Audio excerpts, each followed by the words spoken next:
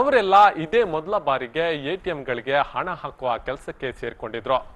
ಕೆಲಸ ನೀಡಿದ ಕ್ಯಾಶ್ಟೆಕ್ ಸಂಸ್ಥೆಯಿಂದ ಶಾಬಾಷ್ಗಿರಿ ಕೂಡ ಪಡೆದಿದ್ರು. ಆದ್ರೆ ಅವರು ಮಾಡಿದ್ದು ಮಾತ್ರ ನೀಚ ಕೆಲಸ.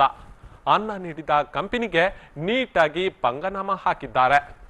ಎಟಿಎಂಗೆ ಬೆಳಿಗ್ಗೆ ಹಾಕಿದ ಹಣವನ್ನು ಮಧ್ಯಾಹ್ನ ತೆಗೆದು ಬೇರೊಂದು ಎಟಿಎಂಗೆ ಹಾಕ್ತಿದ್ರು. ಹೀಗಾಗಿ ಕಂಪನಿ ಮತ್ತು ಬ್ಯಾಂಕ್ ನಡೆಸುತ್ತಿದ್ದ ಆಡಿಟ್ ರಿಪೋರ್ಟ್ ನಲ್ಲೇ ವ್ಯತ್ಯಾಸ ಬರದಂತೆ ನೋಡ್ಕೊಳ್ತಿದ್ರು.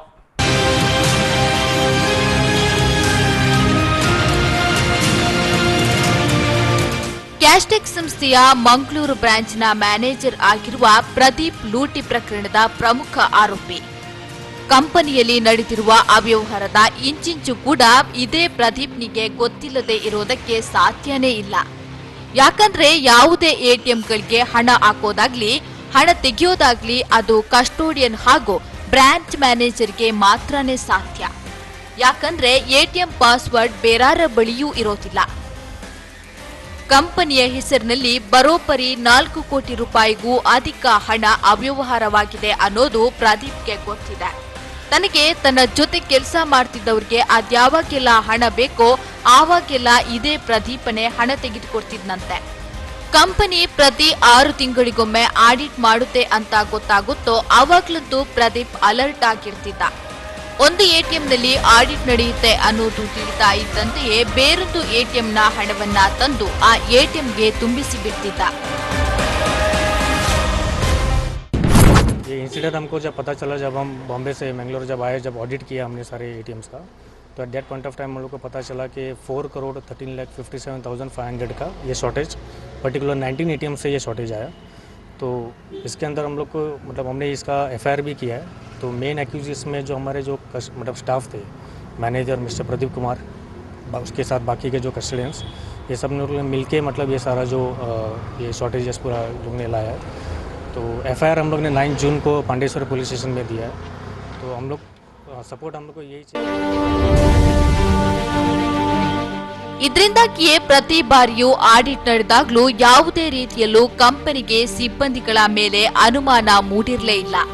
ಕೊನೆಗೆ ಕ್ಯಾಶ್ಟೆಕ್ ಸಂಸ್ಥೆ ಎಟಿಎಂಗಳನ್ನ ಬೇರೊಂದು ಏಜೆನ್ಸಿಗೆ ನೀಡೋದಕ್ಕೆ ಹೇಳಿದಾಗಲೇ ಪ್ರದೀಪ್ ಸಿಕ್ಕಿಬಿದ್ದಿದ್ದ. ಇನ್ನು ತನಗೆ ಉಳಿಗಾಲವಿಲ್ಲ ಅನ್ನೋದು ತಿಳಿತಾ ಇದ್ದಂತೆಯೇ ಹಣದ ದುರುಪಯೋಗ ಪಡಿಸಿಕೊಂಡಿದ್ದ ಉದಯ್, ಮಹೇಶ್, ಗುರುಪ್ರಸಾದ್ ಹಾಗೂ ಶ್ರೀಧರ್ ಅನ್ನೋ ಸಿಬ್ಬಂದಿಗಳು ತಾವು ಕದ್ದಿರುವ ಹಣವನ್ನ ಜಮೀನು ಮಾರಾಟ ಮಾಡಿ ನೀಡೋದಾಗಿ ಹೇಳಿದ್ರಂತೆ. ಅಷ್ಟಕ್ಕೂ ಉದಯ 5 ಲಕ್ಷ, ಮಹೇಶ್ 10 ಲಕ್ಷ ಹಣ ಲಪಟಾಯಿಸಿದ್ರೆ ಗುರುಪ್ರಸಾದ್ 47 ಲಕ್ಷ ಮತ್ತು ಶ್ರೀಧರ್ 25 ಲಕ್ಷ ಹಣವನ್ನ ಲಪಟಾಯಿಸಿದ್ರು.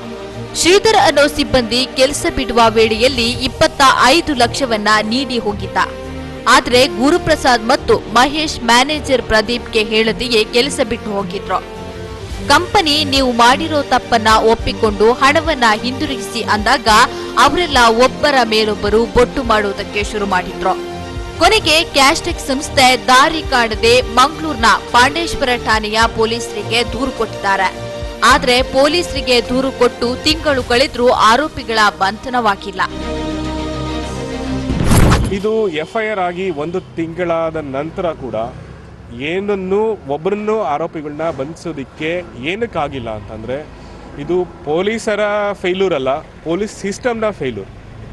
ಇಲ್ಲಿ ಪರ್ಟಿಕ್ಯುಲರ್ ಆಗಿ ಪಾಂಡೇಶ್ವರ್ ಪೊಲೀಸ್ನವ್ರು ಕೆಲಸ ಮಾಡಿಲ್ಲ ಅಂತ ಹೇಳಲಿಕ್ಕೆ ಆಗೋದಿಲ್ಲ. ಏನಕ್ಕೆ ಅಂದರೆ ಪಾಂಡೇಶ್ವರ್ ಪೊಲೀಸ್ನವರಿಗೆ ಏನೆಲ್ಲ ಜವಾಬ್ದಾರಿ ಇದೆ, ಏನೆಲ್ಲ ಕೆಲಸಗಳು ಮಾಡ್ತಿದ್ದಾರೆ ಅಂತ ನಾವು ಕಳೆದ ಒಂದು 15-20 ದಿವಸಗಳಿಂದ ಬೆಳಗ್ಗೆಯಿಂದ ಎದ್ದು ರಾತ್ರಿವರೆಗೂ ಅಲ್ಲೇ ಕೂತ್ಕೊಂಡು ನೋಡ್ತಾರೆ. ಕಳೆದ 3 ವರ್ಷಗಳ ಹಿಂದೆಯಷ್ಟೇ 8,000 ರೂಪಾಯಿ ಸಂಬಳ ಪಡಿತಾ ಇದ್ದ ಕ್ಯಾಶ್ಟೆಕ್ ಸಂಸ್ಥೆಯ ಸಿಬ್ಬಂದಿಗಳೆಲ್ಲ ಇದೀಗ ಲಕ್ಷ ರೂಪಾಯಿ ಮನೆ, ಫ್ಲಾಟ್ ಕಟ್ಟಿಸಿಕೊಂಡು ಆರಾಮವಾಗಿ ಜೀವನ ಸಾಗಿಸುತ್ತಿದ್ದಾರೆ. ಅಲ್ಲದೆ ಕ್ಯಾಶ್ಟೆಕ್ ಸಂಸ್ಥೆಯ ಅಧಿಕಾರಿಗಳು ಎಲ್ಲರನ್ನ ಕರೆಯಿಸಿ ಮಾತನಾಡಿಸಿದಾಗ ತಾವು ಮ್ಯಾನೇಜರ್ ಪ್ರದೀಪ್ ಸಿಬ್ಬಂದಿಗಳು ಮಾಡಿರೋ ತಪ್ಪನ್ನ ಒಪ್ಪಿಕೊಂಡಿದ್ದಾನೆ. ಇನ್ನು ಕಸ್ಟೋಡಿಯನ್ ಆಗಿದ್ದ ಹರೀಶ್ 10,000 ರೂಪಾಯಿ ಹಣ ಪಡಿತಾ ಇದ್ರು ಕೂಡ ಕೇವಲ 2 ವರ್ಷಗಳಲ್ಲಿ 65 ಲಕ್ಷ ಫ್ಲಾಟ್, 30 ಲಕ್ಷದ ಮನೆ, ಕಾರು, ಬೈಕ್ ಖರೀದಿ ಮಾಡಿದ್ದಾನೆ. ಇನ್ನು ಆರೋಪಿಯಾಗಿರುವ ಹರೀಶ್ ಪೂಜಾರಿ ಎಂಬಾತ ಕೂಡ 25 ಲಕ್ಷ ಬೆಲೆ ಬಾಳೋ ಮನೆಯೊಂದನ್ನ ಕಟ್ಟಿಸಿಕೊಂಡಿದ್ದಾನೆ. ಆದ್ರೆ ಅವರ ಮನೆಗೆ ಹೋದ್ರೆ ಅಲ್ಲಿ ಯಾವ ಆರೋಪಿಯೂ ಇಲ್ಲ. ಇನ್ನು ಮನೆಯವರಲ್ಲಿ ಕೇಳಿದ್ರೆ ಮನೆಗೆ ಬರೋದಿಲ್ಲ, ಮಂಗಳೂರಲ್ಲೇ ಇದ್ದಾರೆ ಅಂತ ಹೇಳ್ತಿದ್ದಾರೆ. ಇನ್ನು 4 ಕೋಟಿ ರೂಪಾಯಿ ವಂಚನೆ ನಡೆದಿರುವ ಕುರಿತು ಕ್ಯಾಶ್ಟೆಕ್ ಸಂಸ್ಥೆ ದಾಖಲೆಗಳ ಸಮೇತ ದೂರು ಕೊಟ್ಟಿದೆ. ಸಾಲದಕ್ಕೆ ಸಿಬ್ಬಂದಿಗಳ ಹೇಳಿಕೆಯನ್ನ ಮೊಬೈಲ್ನಲ್ಲಿ ದಾಖಲಿಸಿ ಅದನ್ನು ಪೊಲೀಸರಿಗೆ ಕೊಟ್ಟಿದ್ದಾರೆ. ಆದರೂ ಪಾಂಡೇಶ್ವರ ಠಾಣೆಯ ಪೊಲೀಸರು ಆರೋಪಿಗಳನ್ನ ಬಂಧಿಸುವುದಕ್ಕೆ ಮುಂದಾಗಿಲ್ಲ. ನಗರದ ಪೊಲೀಸ್ ಆಯುಕ್ತರೇ ಈ ಪ್ರಕರಣವನ್ನ ಗಂಭೀರವಾಗಿ ಪರಿಗಣಿಸಿದಂತಿಲ್ಲ. ಇನ್ನು ನಗರ ಪೊಲೀಸ್ ಆಯುಕ್ತರಾಗಿರೋ ಮುರುಗನ್ ಅವರ ಬಳಿಯಲ್ಲಿ ಕೇಳಿದ್ರೆ ಇದೊಂದು ಅಷ್ಟೊಂದು ಗಂಭೀರವಾಗಿರುವ ಪ್ರಕರಣವಲ್ಲ. ಏಜೆನ್ಸಿ ಅವರು ಕೇವಲ ಥೆಫ್ಟ್ ಇನ್ಶೂರೆನ್ಸ್ ಕ್ಲೈಮ್ ಮಾಡುವುದಂತೆ ದೂರು ಕೊಟ್ಟಿದ್ದಾರೆ ಅಂತ ಹೇಳ್ತಿದ್ದಾರೆ. ಕೇಸ್ನಲ್ಲಿ ಯಾವುದೇ ರೀತಿಯ ವಿಳಂಬ ಆಗಿರುವುದಿಲ್ಲ. ಪ್ರಕರಣ ದಾಖಲಾಗಿ ಅದರಲ್ಲಿ ಯಾರು ಆರೋಪಿತರಿದ್ದಾರೆ ಅವರು ತಲೆಮರೆಸಿಕೊಂಡ ನಂತರ ಈ ಪ್ರಕರಣ ದಾಖಲಾಗಿರುತ್ತದೆ. ಪ್ರಕರಣವನ್ನು ನಮ್ಮ ಅಧಿಕಾರಿಗಳು ತನಿಖೆ ಮಾಡ್ತಾ ಇದ್ದಾರೆ. ಆದಷ್ಟು ಬೇಗನೆ ಅದರಲ್ಲಿ ಯಾರು ಆರೋಪಿಗಳಿದ್ದಾರೆ ಅವರನ್ನು ಪತ್ತೆ ಮಾಡ್ತಾರೆ. ಪ್ರಕರಣ ಸದ್ಯದಲ್ಲಿ ತನಿಖೆಯಲ್ಲಿ. ಸರ್ಕಾರಿ ಸ್ವಾಮ್ಯದ ಬ್ಯಾಂಕ್ ಒಂದಕ್ಕೆ ಸೇರಿರೋ ಎಟಿಎಂಗಳಲ್ಲಿ ಇಷ್ಟೊಂದು ಪ್ರಮಾಣದಲ್ಲಿ ಹಣ ಕಳವಾಗಿದ್ರೂ ಕೂಡ ಬ್ಯಾಂಕ್ ಅಧಿಕಾರಿಗಳಿಗೆ ಮಾತ್ರ ಇದ್ಯಾವುದೂ ಗೊತ್ತೇ ಇಲ್ಲ. ಅಧಿಕಾರಿಗಳಲ್ಲಿ ಕೇಳಿದ್ರೆ ಅವರು ಬೇಜವಾಬ್ದಾರಿತನದ ಹೇಳಿಕೆಗಳನ್ನ ನೀಡುತ್ತಾರೆ. ಇನ್ನೊಂದೆಡೆ ಕ್ಯಾಶ್ಟೆಕ್ ಸಂಸ್ಥೆಯ ಹಿರಿಯ ಅಧಿಕಾರಿಗಳು ಮಂಗಳೂರಲ್ಲಿ ಬೀಡು ಬಿಟ್ಟು ನಿತ್ಯವೂ ಠಾಣೆಗೆ ಅಲಿತಾ ಇದ್ದಾರೆ. ಆದ್ರೆ ಪ್ರಕರಣವನ್ನ ದಾಖಲಿಸಿಕೊಂಡಿರೋ ಪಾಂಡೇಶ್ವರ ಠಾಣೆಯ ಪೊಲೀಸರು ಮಾತ್ರ ಕಳ್ಳ ಪೊಲೀಸ್ ಆಟವಾಡ್ತಿದ್ದಾರೆ. ಇನ್ನು ಠಾಣಾಧಿಕಾರಿಯಾಗಿರೋ ದಿನಕರ್ ಶೆಟ್ಟಿ ಪ್ರಕರಣದ ಪ್ರಮುಖ ಆರೋಪಿಯಾಗಿರುವ ಪ್ರದೀಪ್ನನ್ನ ಪ್ರತ್ಯೇಕವಾಗಿ ಕರೆಯಿಸಿ ಮಾತುಕತೆ ನಡೆಸಿರುವುದನ್ನ ಕ್ಯಾಶ್ಟೆಕ್ ಸಂಸ್ಥೆಯ ಅಧಿಕಾರಿಗಳು ಚಿತ್ರಿಸಿಕೊಂಡಿದ್ದಾರೆ. ಅಲ್ಲದೆ ನಂತರ ದೂರು ನೀಡೋದಕ್ಕೆ ಕಂಪನಿ ಹೋದಾಗ್ಲೂ ದೂರು ಸ್ವೀಕರಿಸದೆ ಕೇವಲ ರಾಜಿ ಮಾತುಕತೆಗೆ ಆಹ್ವಾನ ನೀಡಿದ್ರಂತೆ. ಹೀಗಾಗಿನೇ ಪೊಲೀಸರು ಕೂಡ ಆರೋಪಿಗಳ ಜೊತೆ ಕೈ ಜೋಡಿಸಿದಾರಾ ಅನ್ನೋ ಅನುಮಾನವನ್ನ ವ್ಯಕ್ತಪಡಿಸುತ್ತಿದ್ದಾರೆ. ಅಲ್ಲದೆ ನಗರ ಪೊಲೀಸ್ ಆಯುಕ್ತರ ಹೇಳಿಕೆ ಕೂಡ ಇದಕ್ಕೆ ಪುಷ್ಟಿ ನೀಡುತ್ತಿದೆ.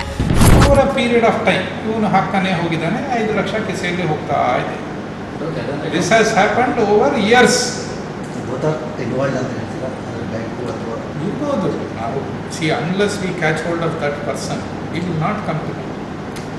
ಅದನ್ನು ನಾವು ಮಾಡ್ತಾ ಇದ್ವಿ. It will take time. 1 ತಿಂಗಳು ಇದರಲ್ಲಿ ಅವನು ಎಲ್ಲ ಮಾಡಿ ಇವರೆಲ್ಲ ಕೊನೆಗೆ ಎಲ್ಲ ಇಬ್ಬರು ಒಳಗಡೆನೆ ಏನೇನೋ ಮಾಡಿಕೊಂಡು ನಮಗೆ ಬಂದಾಗ ಇದು ಹಳೆ ಸುದ್ದಿ. ಎಲ್ಲಿ ಬ್ಯಾಂಕಲ್ಲಿ ಮತ್ತು ಇದರಲ್ಲಿ ಎಲ್ರಿಗೂ ಗೊತ್ತಾಗಿದೆ. ಆಯಿತು ಪೊಲೀಸ್ ಹತ್ರ ಹೋಗ್ತಾರೆ ಅಂತ. ಯಾವಾಗ ಗೊತ್ತಾಗಿದೆ? ಆಡಿಟ್ ಆಗಿದೆ. ಆಡಿಟ್ ಆದ ನಂತರ ಅಬ್ಜೆಕ್ಷನ್ ಆಗಿದೆ. ಅಬ್ಜೆಕ್ಷನ್ ಆಗಿ ಇವನಿಗೆ ಕೇಳ್ತಾರೆ ಏನು ನೀನು ಮಾಡಿದ್ಯಾ ಅಂತ. ಎಲ್ಲ ಮಾಡಿ ಎಲ್ಲ ಆದ ನಂತರ ದೆನ್ ಇವರು ಕೊನೆಗೆ ಒಂದಿನ ಓಡ್ ಬರ್ತಾರೆ. ಇಲ್ಲಿ ಕಂಪ್ಲೇಂಟ್ ರಿಜಿಸ್ಟರ್ ಮಾಡಿ. ಕಂಪ್ಲೇಂಟ್ ಮೋರ್ ಫಾರ್ ಅವನಿಗೆ ಇನ್ಶೂರೆನ್ಸ್ ಸಿಗಬೇಕು ಅನ್ನೋ ಉದ್ದೇಶದಿಂದ ಅವನು ಬಂದಿದ್ದಾನೆ.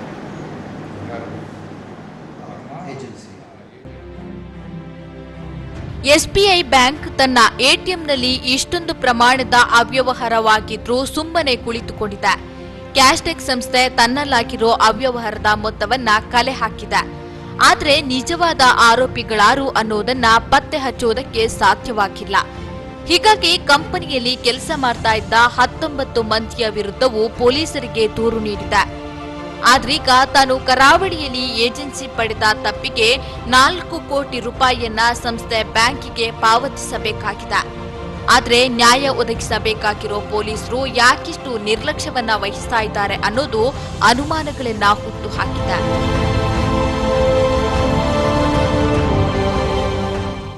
ಬ್ಯಾಂಕ್ಗಳಿಂದ ಹಣ ಪಡೆದಿರುವ ಸಿಬ್ಬಂದಿಗಳು ಎಟಿಎಂಗೆ ಹಣ ಹಾಕಿದ್ದಾರೋ ಇಲ್ವೋ ಅನ್ನುವುದೇ ಗೊತ್ತಾಗುವುದಿಲ್ಲ.